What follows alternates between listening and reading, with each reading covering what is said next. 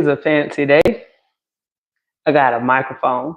Uh, I'm testing it out. I was did a video last night, and it was kind of crazy because it was just like all this white noise in the back, and I'm hoping that this mic works okay.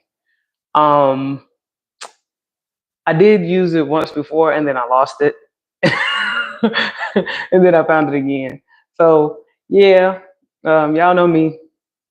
It's easier to go live when the kids are in the bed. Um, last night was more of a, I don't want to say like a spiritual rant, but it was more of a, I don't know, my mind was just wrapped around the whole Adam and Eve thing. And I don't even know if I even quite stuck a landing with where I was going with it. But tonight is a little cool, it's a little more free form. I'm getting used to this thing. Um, for some reason, I want to go in a direction of talking about this lady who was in the chat. I think her name was Lee. It was a couple of nights ago. And she was telling me, oh, I'm scared to do this. That's cool that you're doing the live thing. And I don't know, like, I've just always been doing something. Um, how to put it? I've always been busy. I've always had a project. I've always had something going on. Anybody that's known me personally would tell you, Jess always got something, right? So I'm in this really interesting place in my life, being a stay-at-home mom, right? And um, I was just like, there were things that I would get into every now and then, try to play some video games, couldn't really get into that. And, um, there was a time when I was doing like rideshare for a while. Not rideshare necessarily. I was doing like Uber Eats, DoorDash.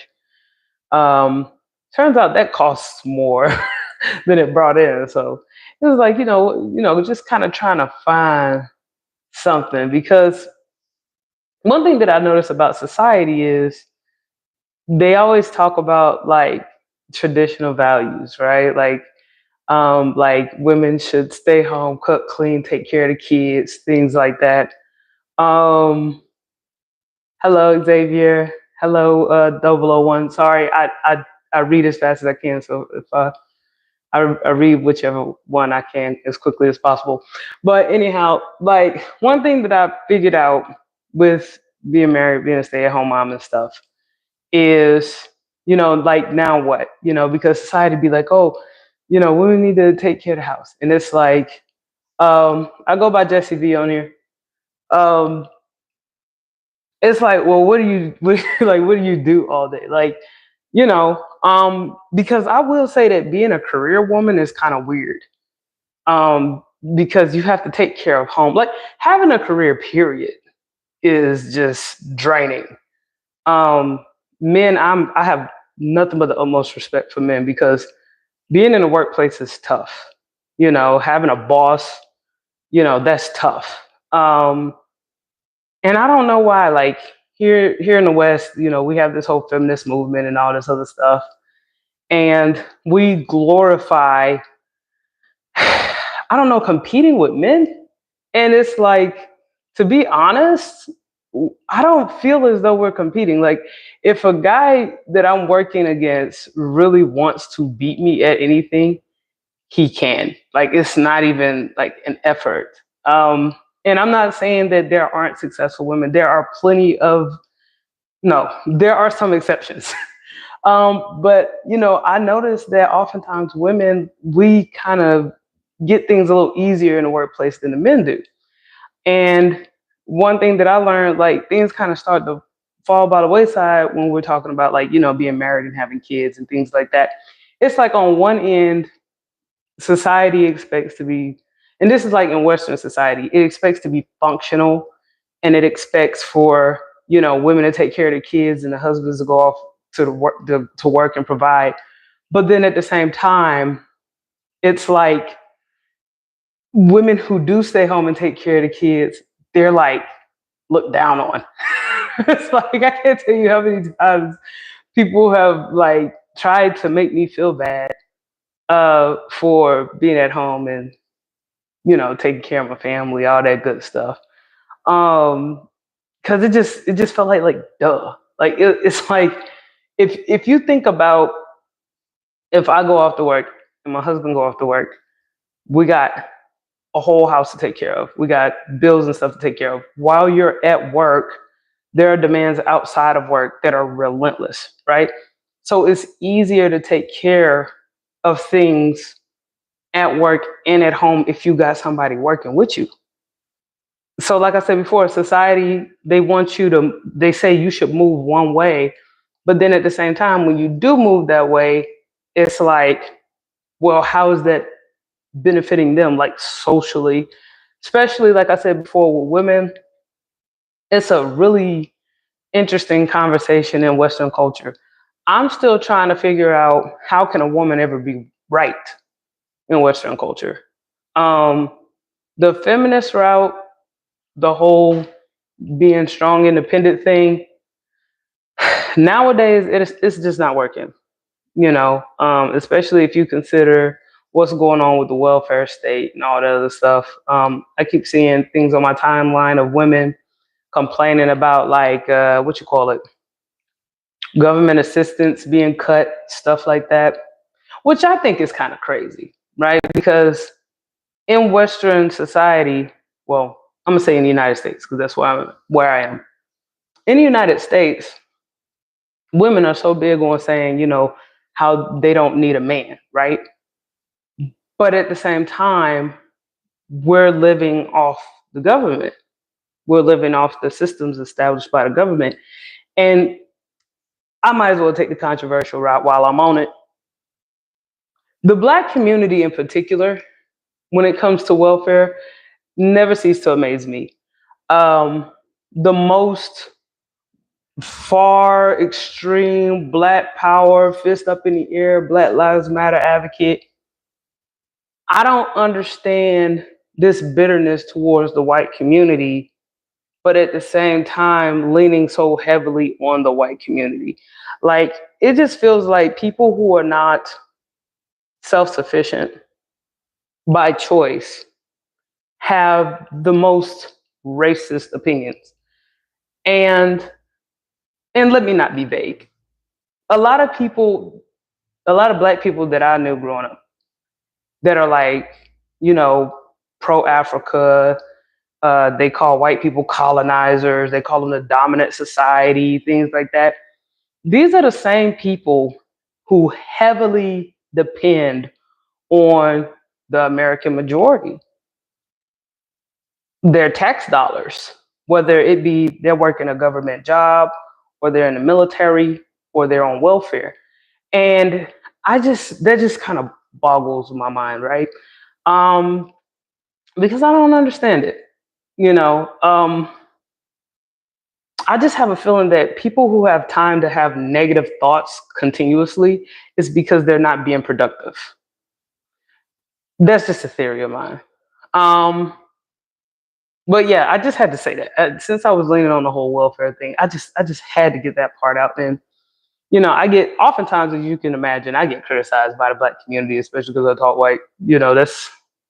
But that's just something that I don't know. It just kind of sticks with me a little bit because maybe I'm starting to believe that now that we're getting to where the United States is moving to where it's like it's the haves and the have-nots.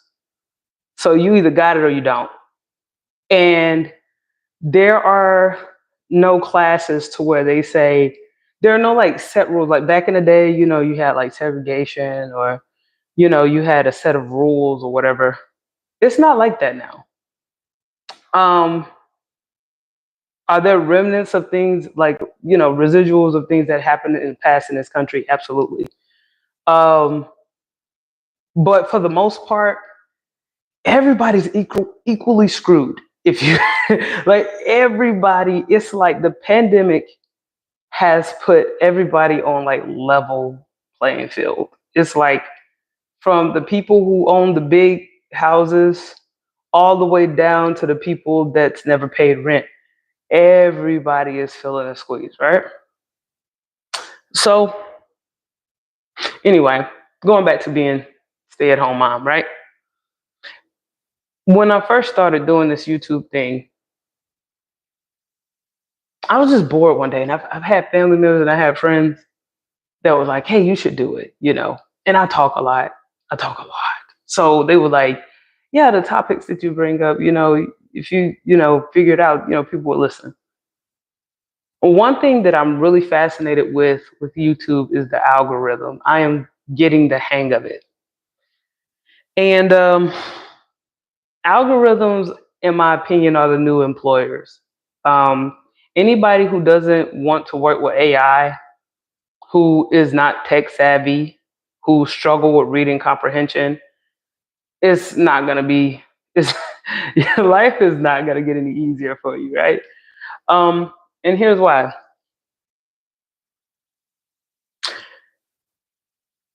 Technology is getting rid of human, I want to say human input.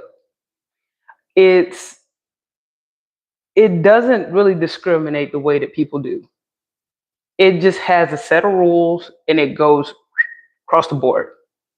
Um, that being said, I feel like a lot of jobs that people work and they error a lot, we're starting to get bots to where people are being eliminated. Um, what used to pay the bills can get you laid off next week with no notice. And that's what made me think about this whole content creation thing. In fact, I'm gonna tell you another thing. I had I have a family member who was trying to get into college, and they asked her if she had a YouTube channel, which that blew my mind because, you know, now I'm in my 30s, right? And that's like dinosaur age because technology is to where, you know, anybody who was born in the 1900s, like instantly, it's like, what? You know what I mean? Because we lived in a time period where people interacted with each other directly. Now we're in a time period where people rely on technology heavily, like even to communicate, right? Social media, when I was growing up, was seen as an option or like another way to be in touch with people or another way to communicate with people. For example, you could either write a person a letter or you can pick up the phone and give them a call, or you could write them an email.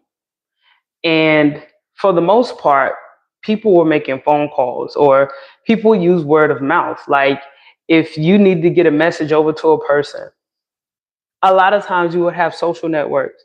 So let's say if my mom wanted to get a message over to my aunt, it used to be, oh, I'm going to my aunt's house over the weekend.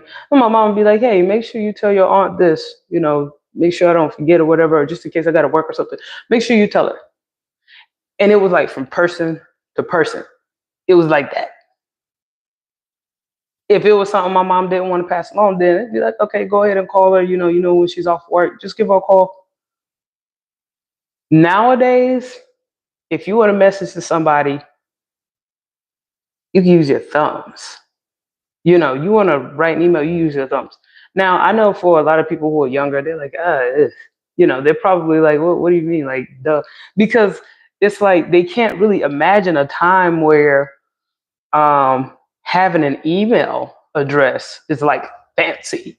Having a MySpace or a Facebook account was like, woo, you know. And for those of us who were born in the 80s and the 90s, well, I would say specifically about me, I was born in the 90s, 91. So it's like for those of us who are like in this weird, glitchy um, part where we're between the people that wrote letters and the people who have TikTok. And like we're just kind of like in the middle. And we can hear the people who wrote letters loud and clear. But the people who live off of TikTok is like, it's overwhelming, right? And as far as this algorithm go, like the algorithm is the new way of life. Whereas, take my example before when I said my mom would tell me, and then I'd go to my aunt, we all family, we talking. Nowadays, people ain't talking to family. People are literally choosing their own families.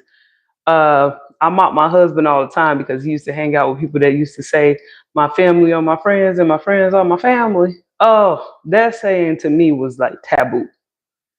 But then again, when you think about what time period we're in, um, I mean, there's so many ways I could go with this because I'm even thinking about like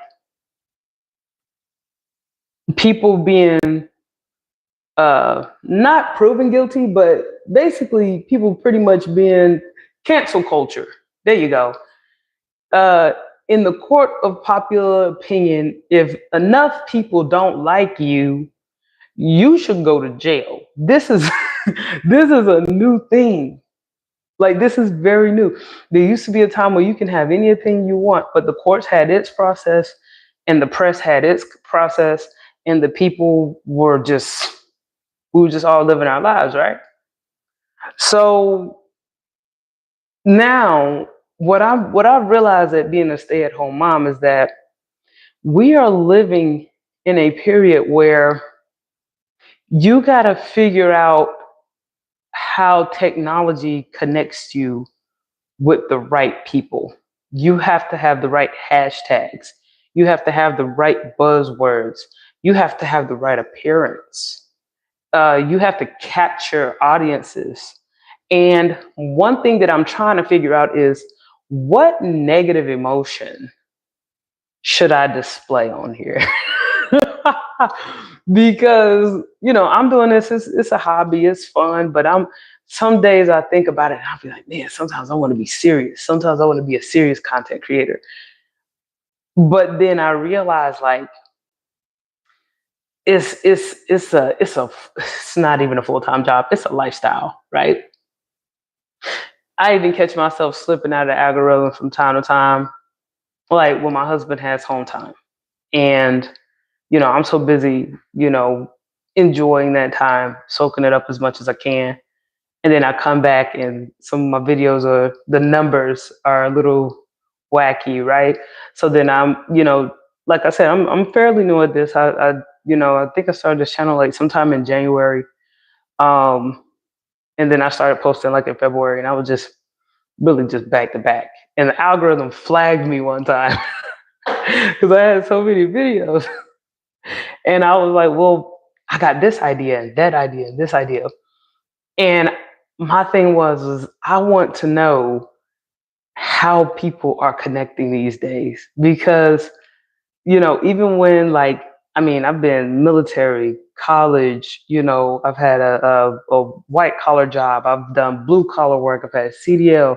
I've gone from state to state. I went overseas ish. And one thing that I've learned is that technology, everywhere I've gone, everybody's like praying to their phones. Everybody's in their phones. And it's like, okay, now that I have the time and energy for this, I'm like, you know, what can I do with this is what I'm thinking. Um, Here's another thing too that I think is interesting. I find that people are getting less and less interested in each other as human beings. Like I said before, You have to find something that the algorithm likes and the algorithm connects you. You have to say certain buzzwords. Like, I was experimenting the other day.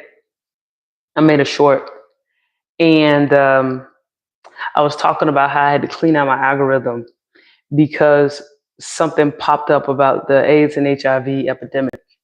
And immediately the algorithm just kind of did like this thing. I guess they did like a quick, it's like it set off some kind of automated thing for my short.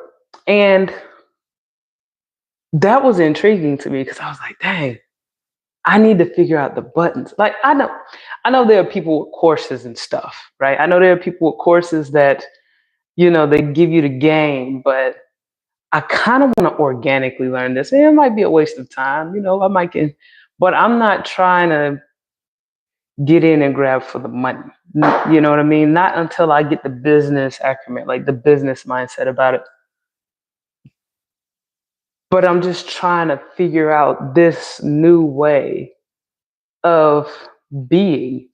Like, there is no more, hey, go tell your auntie.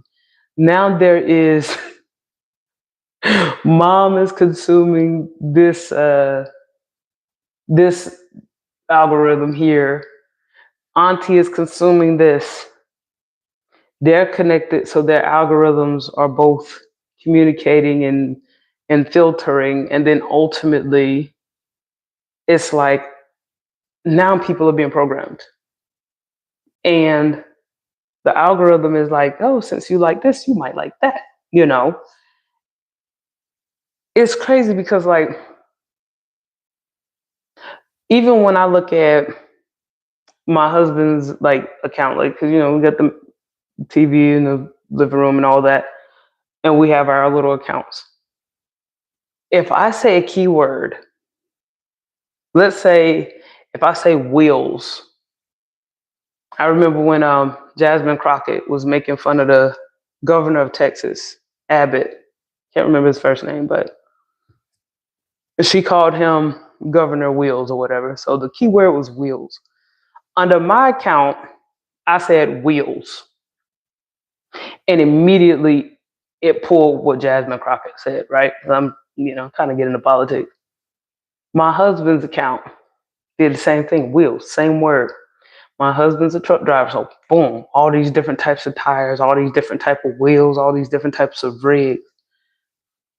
So it's like, wheel to me means Jasmine Crockett. Wheel to him mean the best equipment for his truck. So you get two people start talking to each other and they already have this way of thinking of a wheel. There comes a lot of, what's the word that I'm trying to use? It's a lot of clashing in a conversation. The algorithm is programming the way that we think. And then now I'm about to go dark again because I'm like, okay, is it necessarily the way that we think or the majority of people? Because the majority of people are, man, are literally just, they being washed in this computer age. Like, people are deciding how they feel. One of the reasons why I kind of flood the algorithm the way that I do is because of a creator named Anton Daniels. He's one of my absolute favorite content creators. Before I learned about his content, I would see him popping up all over my algorithm. And I'm not gonna lie, I slept on Anton for probably about 2 months straight. It took for my husband to walk in and was like, every time you click through, you see this Anton Daniels guy, check him out. And we looked at one video and it was like, and one thing that really stood out to me was the fact that he has this thing called a Millionaire Morning Show. And I ain't gonna lie to you, when I first saw a Millionaire Morning Show, this was during a time around the pandemic where everybody was talking about how to level up, how to own property, how to buy the block. It was just, I just thought maybe it was one of those scammy, gimmicky, grifty type things. And, I was like, yeah, you know, and I ain't gonna lie, at the time we didn't have any kids. Both of us were truck drivers. We were basically just keeping our head down, stacking our money, just working. And I'm like, you know, what millionaire has time? And I ain't gonna lie, like black people be killing it with the whole generational wealth, and we gonna make this paper glammed up, So I was just like, because I'm thinking he's just another one of them black dudes that like how to get a Birkin bag. You know what I mean? Like, But he was just so persistent. He was just there every single morning. And I even told my husband before I clicked on it, I was like, you know. And my husband was like, I think you should click it. And at this time I was at home, he was on the road, and sometimes he'd be off work and he'd see Anton pop up on his algorithm too, and he'd be like, I don't want to click it until you click it. Now, before y'all call my husband a simp, it is not on no simp stuff. We the type of people that if one of us is talking about something a lot and the other one ain't really talking about it like that, then we decide this is just a one-on-one thing. We decide, hey, let's check it out at the same time. Like if he keeps bringing something up over and over and over and over again, and especially if it comes across my attention, it's like we both want to experience this thing at the same time. It's like a little bond thing. So it wasn't like, oh baby, I can't live a life unless I'm with you. It's not like that.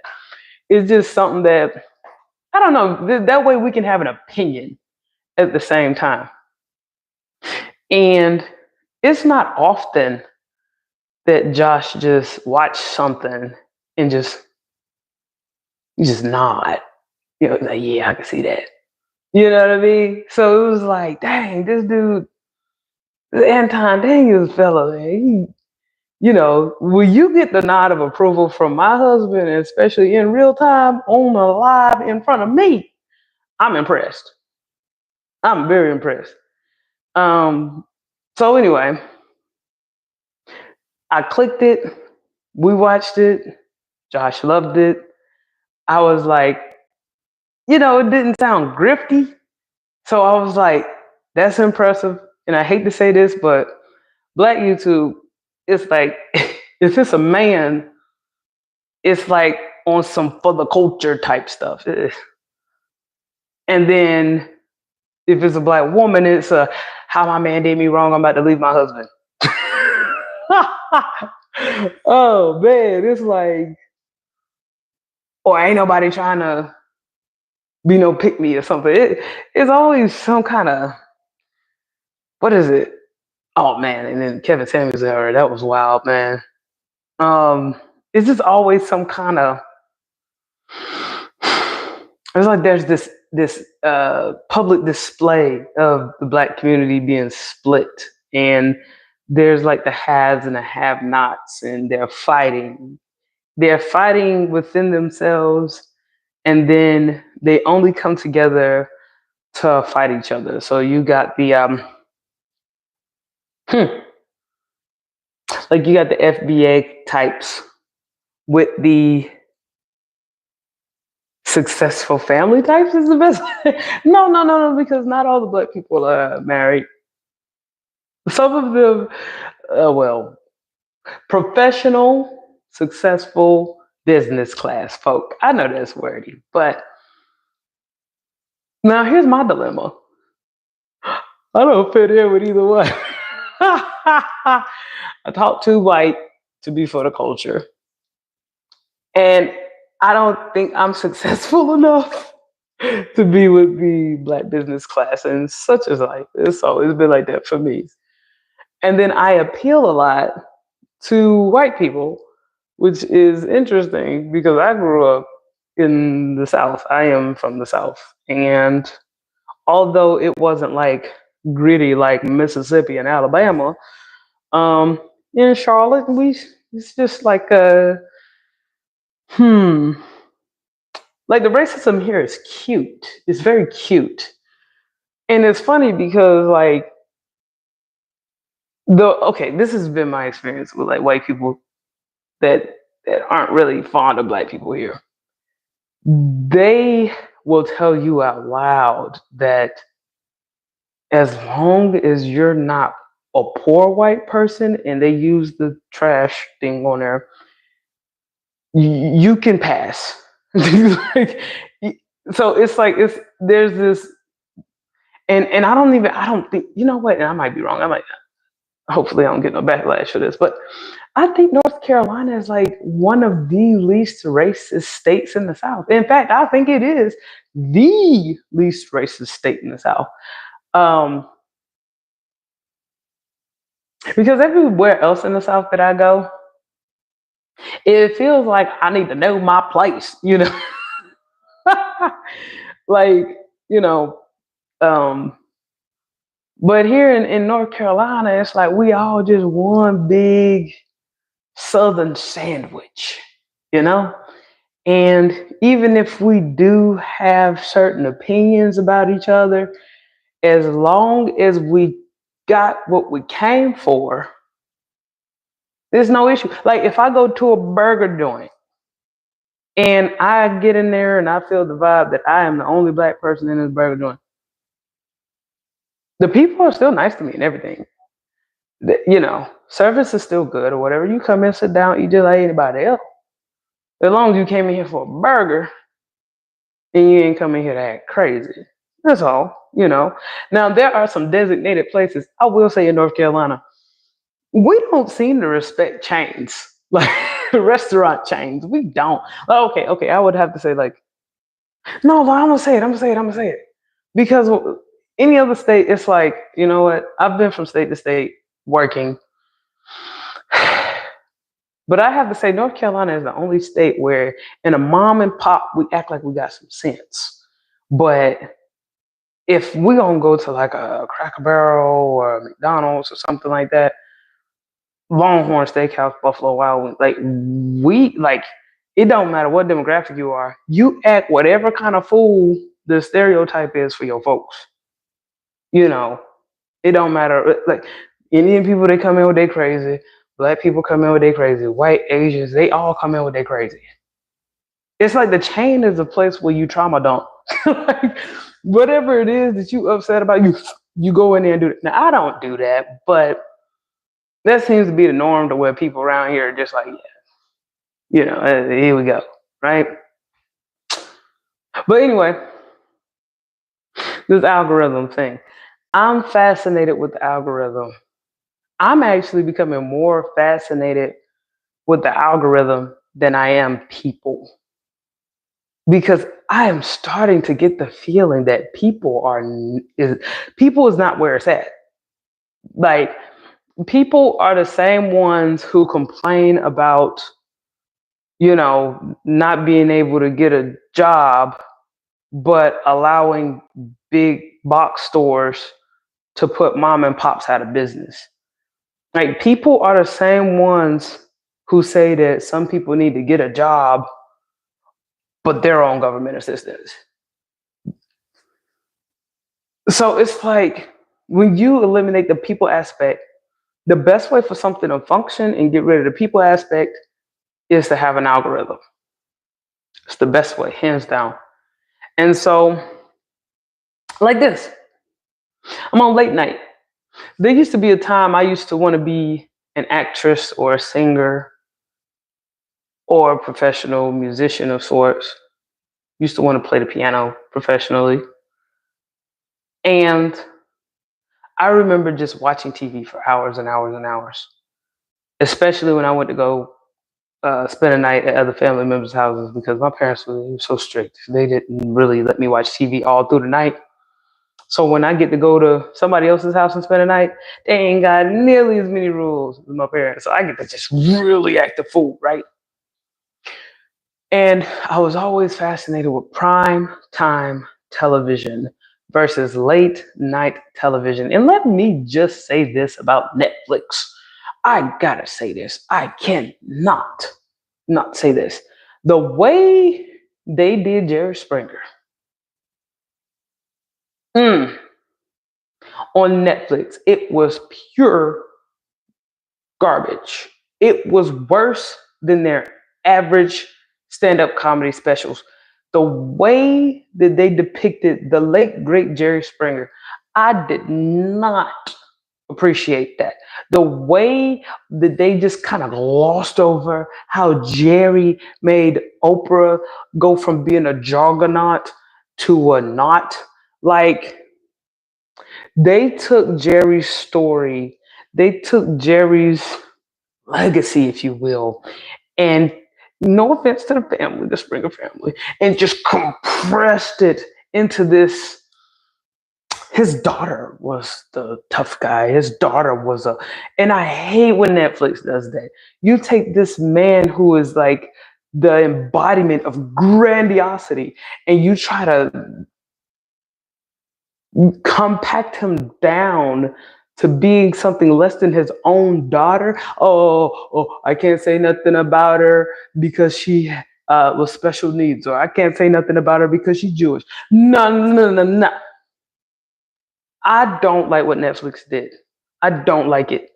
I've seen documentaries of Sir Jerry Springer, Sir Jerry Springer, on YouTube that were better than what Netflix did. So I just had to say that. Thoroughly upset about that. Didn't appreciate it. Still don't appreciate it. But late night television, as you could imagine, the Jerry Springer show. I was not supposed to watch it. But it just opened my mind. And it wasn't on the Diddy work on there. It was the butt naked honesty. And even the not the fabricated, what's the word I'm trying to embellishing. The embellishing of the stories, the passion of the guests, the ridiculousness of the audience. If I had a bad dream to come true, bad dream, it would be to have a show that rivals the Jerry Springer show. To be the new the Jerry Springer of my age. And I better be careful what I wish for because I'm on this internet. Oh God, I'm on this internet. And that show, like most people, they think about the chaos of the show and they think about the obscenities of the guests and things like that. The wildness is the guy who didn't have any legs, no, he was walking with his hands. It's wild. It's wild stuff. But I love how it was all encapsulated on the screen. And I just felt like, man, I wish I could make a masterpiece like that at night. So this is what kind of inspired me to do lives at night. And I'm still trying to get the hang. Y'all got to help me out. I got to find a way to get y'all attention, and I got to find a way to be entertaining. And I'm trying to be better. That's why I got this microphone. It feels weird to have this fuzzy thing on me. I might even spruce up my image a little bit. But balling on a budget, married with 2 small children. But I be thinking, I never truly knew what I wanted to be, but I always knew I was going to be great. I always knew that. One thing that I tell my husband all the time is that the number one thing that I'm jealous of with the average person I come in contact with is how everybody know what they want to be. They know what they want to do. You have a person that say, I want to be a rapper, I want to singer, I want to be a dancer, I want to be a doctor, I want to be a lawyer, I want to be a truck driver. And I've helped a lot of people become what they thought they wanted to be. Oftentimes when people say they want to be something, they realize that's not what they want. But then for people who push and strive to be whatever it is they say they want to be and they love it, I just feel like that's such an amazing thing. To me, I have never known what I wanted to be professionally. All I know is that I talk a lot. And I love to hear what people have to say. I don't care how crazy it is. I don't care how. I love when I get a troll. I absolutely love it. Like I absorb it. You know what I mean? But I hate when trolls have an avatar. I hate when trolls are coward. And you know what? That might just be part of the game, right? That might just be part of the game. And you know what? Let me go ahead. I want to shout out to I think his name is Sir William McCrae the Third. It's kind of a tongue twister for me. I love this man. Like, I don't believe in nothing that he's saying. To sum him up, I think he's like a gay black preacher. But one thing about this man, he he does live. He goes live at night all the time, and it don't matter if it's two people in there. It don't matter if it's 200 people in there. Go live. A lot of the stuff that he talks about, I mean, people come at him, big time. And he still does it. I mean, I'm so inspired by him. And I haven't figured out my thing yet. The thing that I like about Sir William McCrae III, I'm going to say Sir William. The thing that I love so much about him is that he's got a niche. Right? I love that about him because even though what he's talking about, most people disagree with, he's just relentless, right? And he does it all the time. And that's what kind of inspired me. I was like, man, like, no, I don't agree with what he's doing. I don't agree with what he's talking about. But I love his persistence. I love how he's kind of like how I was talking about how Anton Daniels is like, these two guys are on two radical sides when it comes to ideology. You sit them next to each other. I don't think they would even sit next to each other. They're so wildly, they contrast each other so much. I don't know if they would ever agree on anything, to be honest. But I'm trying to find it. One thing I am seeing though, the algorithm is funny. I'm a married black woman with children. It feels like every married black woman with children who's a content creator is about, self-help and knowing your worth and all this other stuff. That's another thing that I really hate. Going back to Lee from a couple nights ago, she was in the comments. It was like, oh man, you're doing this. I would do it, but I'm scared. And it just so happened this woman, she was white. Because she was talking about the hair thing. I did a video on like hair. And like I said before, I apologize to you guys, the quality of that video. I'm gonna start, stepping my game up and all that good stuff. But anyway, she was talking about that video, which I was like, man, that's cool. Like somebody else appreciated that creation.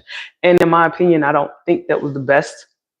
I don't even think it was good. But the information, how women's hair, and then this really, they really focused on black women hair products, making black women sick. And you know what? A part of me, there are two sides of me that war all the time, because you got the one side of me that's like, I can only truly speak from my perspective. And I'm a part of a teeny tiny demographic, just to run it down. Black, female, veteran, married, no outside children, never been divorced, never been to jail. On top of that, the military thing, I was in the Air Force, and like top tier before the Space Force, very difficult to get in. And so it's like, okay, with my life experience, I feel like I have things to offer. But then at the same time, it's like, I'm not gonna lie, I feel like my demographic, even though I'm a black woman, I'm not gonna lie to you, man. It makes me feel like white people, it clicks. And I'm not trying to isolate my folks, but sometimes I look at other content creators and I study them. There was a time when YouTube was like for white people. That's what I was told growing up. You know what I mean? Only white people got time to sit here and take videos and upload them on the internet. Black people, we working all the time. They always talk about how you the first hired, you the last hired, and the first fired, and all this other stuff. And for me, I just felt like, go to work, pay your bills, and that's all I was thinking of it as. But I will say the pandemic has accelerated the way that Black people are thinking about social media. And here's the funny thing about even that. During the pandemic, my husband and I were over the road truck driving. We didn't even have to wear masks. We didn't. Um, of course, since we were on the road, we weren't locked down. So we don't even know. We just knew that people were strange and there was no toilet paper in the grocery store. And we didn't care because a lot of times we were booking hotels and we got nice hotels, not really expensive, but they had plenty of toilet paper. We didn't have those issues, right? That's just about to bail my daughter. But now I'm trying to figure out the algorithm, you know? And I'm gonna try to get the hang of it, but tonight was primarily, hey mama, about the mic test, but y'all know how I am. Like to get up and chat with y'all a little bit, but my baby is up. And I'm gonna try to figure out some stuff about these hours. I really would like to get more feedback. But y'all have a good night. I'll catch y'all on the next live.